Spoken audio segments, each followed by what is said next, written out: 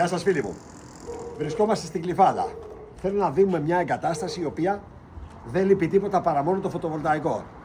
Παναγιώτη, το επόμενο το φωτοβολταϊκό. Σίγουρα. Και θα το κάνουμε και virtual. Αλλού. Να μην χάσουμε χώρο από εδώ πέρα. Για να έχουμε τσάμπα. Πολύ ωραίο. Λοιπόν, έλα Αρμάντο να δούμε εδώ τι έχουμε κάνει. Λοιπόν, αντίνα θερμότητας LG 12-14 κιλοβάτ, πόσα? 12 κιλοβάτ. Δεν ξέρω τι πουλάω στο τέλος. Σήμερα πήγαμε, βάλαμε μια εγκατάσταση, 14 είχα πουλήσει, 16 του έβαλα τον άνθρωπο. Ευτυχώς και αλλάζουμε τα τζαμπεράκια και την κατεβάζουμε. Λοιπόν, για πάμε. Λοιπόν, έρχομαι τα δίκτυά μας, τα θερμόμετρα, να βλέπουμε τι στέλνουμε και τι επιστρέφουμε. Την τρίο διβάνα για το boiler και για την εναλλαγή στη θέρμαση, το μαγνητικό φίλτρο, το boiler, 200 λίτρα και έλα λίγο πιο κοντά να δούμε εδώ τι έχουμε κάνει. Εδώ έχουμε και ηλιακό και γίνεται συνδυασμένη λειτουργία. Στην περίπτωση που δεν έχουμε ζεστό νερό από τον ήλιο, έχουμε αυτή εδώ την βαλβίδα.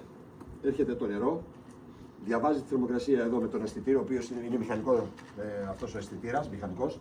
Λοιπόν, διαβάζει την θερμοκρασία και αν στην περίπτωση το νερό είναι πάνω από 45 βαθμούς, το στέλνει απευθείας στην κατανάλωση. Αν δεν είναι από 45 βαθμούς πάνω και είναι κάτω, τότε γίνεται η τροφοδοσία στο κρύο του boiler. Άρα έχουμε ουσιαστικά 200 λίτρα ζεστό νερό στον ηλιακό και 200 λίτρα ζεστό νερό στο boiler, έτοιμα να τροφοδοτήσουν όλη την κατοικία.